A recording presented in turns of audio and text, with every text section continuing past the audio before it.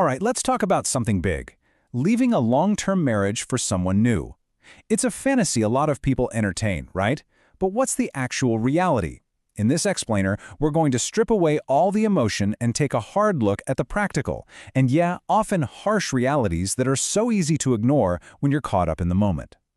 And you know, it almost always starts with a feeling just like this one. This deep, incredibly human need to feel seen, to feel truly accepted. This one desire can be so powerful that it makes you want to just hit the reset button on your entire life. It makes a fresh start seem like the only possible answer. And that feeling, that's what creates what we're going to call the fantasy.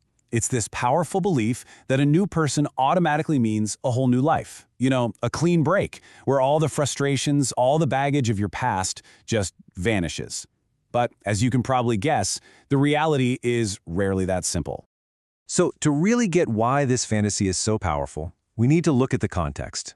This kind of thinking often kicks into high gear during a period of really intense self-reflection, a period that can seriously distort our perception of reality, the midlife crisis. Please like, subscribe, and leave a comment.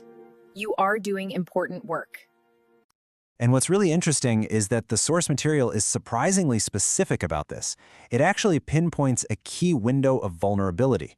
It says that between the ages of 37 and 42, these massive, life-altering questions tend to surface with this incredible, undeniable force. And here's another one of those core questions that just echoes in your head during this time. It's a fear of missing out, but not on stuff, on deep emotional experiences. And look, this isn't some trivial thought. It's a powerful existential anxiety that can make a drastic change feel like the only answer. Okay, so here's the really crucial point. When you're in the grip of these powerful emotions, your judgment gets seriously clouded. That fantasy starts to look like a perfectly logical plan, and all the potential consequences just get blurry. It's a state that makes you incredibly likely to make huge, life-changing decisions on impulse.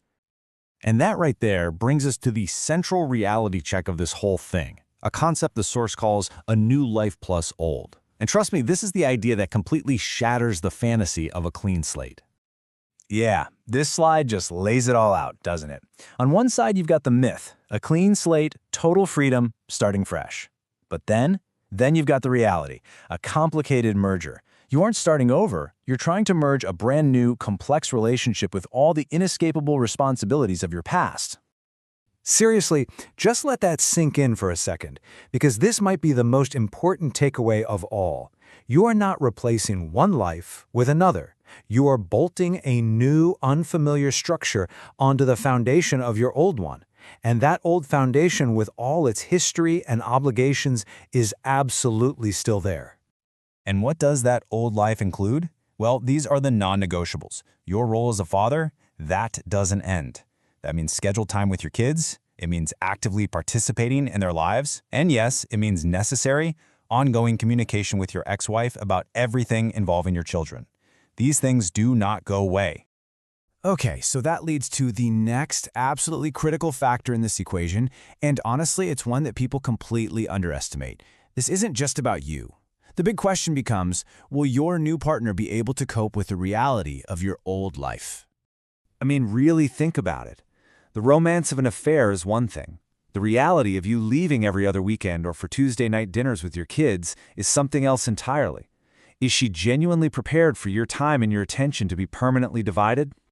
And what about those phone calls, the texts, the in-person handoffs at the door? Every single necessary interaction with your ex-wife, no matter how polite, has the potential to become a point of tension or insecurity in the new relationship. How is she going to handle that week after week, year after year? And this might just be the biggest one of all.